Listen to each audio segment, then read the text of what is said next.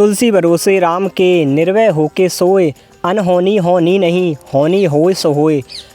अर्थात इस दोहे में तुलसीदास जी कहते हैं, भगवान पर भरोसा करें और किसी भी डर के बिना शांति से सो जाओ, कुछ भी गलत नहीं होगा, और जो भी गलत या अनिष्ट होना भी है तो वह घटित होके रहेगा। इसलिए बेकार की चिंता छोड़कर हमें मस्त रहना चाहिए। तो नमस्कार सभी को। आज की वीडियो में हम बात करेंगे गोस्वामी तुलसीदास जी के बारे में। तुलसीदास जी जिनका जन्म 12 महीने गर्भ में रहने के बाद हुआ था। कहा जाता है कि जब वे पैदा हुए थे तब उनका स्वास्थ्य और शरीर 5 साल के लड़के जैसा था। वह अपने जन्म के समय रोए भी नहीं थे, बल्कि राम का उच्चारण किया, इसलिए उनके बचपन का नाम राम बोला रखा गया था। जैसा कि तुलसीदास स्वयं विनय पत्रिका में बताते भी हैं। महान कवि तुलसीदास जी की प्रतिभा किरणों से न केवल हिंदू समाज बल्कि सारा संसार प्रकाशित हुआ है। लेकिन अफसोस की बात यह है कि उसी कवि का जन्मकाल विवादों के अंधकार में पड़ा हुआ है। अब तक प्राप्त हुए स्रोतों से भी इनके जन्म के बारे में स्पष्टता नहीं मिल पाई है, लेकिन ज़्यादातर विद्वान इनका जन्म 1532 ईस्वी में मानते हैं। अतः तुलसीदास जी का जन्म 1532 ईस्वी में उत्तर प्रदेश के चित्रकूट जिले में हुआ था। इनकी माता का नाम हुलसीबाई तथा इनके पिता का नाम आत्माराम दुबे था। इन्होंने हिंदी साहित्य को अपनी अद्भुत रचनाओं से समृद्ध किया था। इन्हें रामायण के रचयिता वाल्मीकि का अवतार भी माना जाता है। कहा जाता है कि इनको हनुमान जी के दर्शन और भगवान राम के दर्शन भी साक्षात हुए थे। हनुमान जी की सहायता से ही इन्हें भगवान राम के दर्शन हुए थे। अतः संवत 1607 की मौनी अमावस्या को बुधवार के दिन उनके सामने श्री राम जी बालक के रूप में आए और उनसे कहा, बाबा हमें चंदन चाहिए, क्या आप हमें चंदन दे सकते हैं?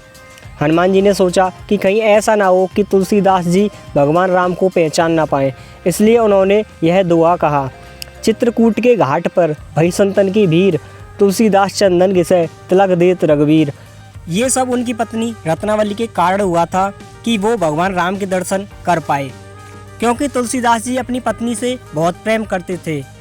एक दिन जब उनकी पत्नी उन्हें बिना बताए अपने मायके चली जाती हैं तो तुलसीदास जी भी उनके पीछे पीछे उनके मायके चले जाते हैं। इस बात से उनकी पत्नी बहुत क्रोधित हो जाती हैं और वह कहती हैं कि लाज ना आवत आपको, दोहरे आयु साथ, दिक दिक ऐसे प्रेम को, कहा कहूँ मैं नाथ, अस्थि चरममय देहुमम, तामै ऐसी प्रीति, तैसी जो श्री राममय, होती ना तो भवभीति।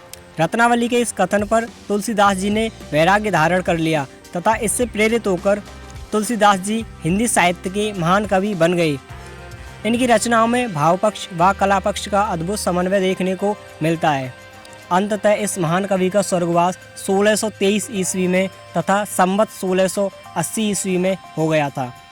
इनकी मृत्यु पर एक दोहा प्रसिद्ध है जो इस प्रकार है, संवत 1680, असी गंग के तीर, श्रावण शुक्ला सप्तमी, तुलसी तजो शरीर।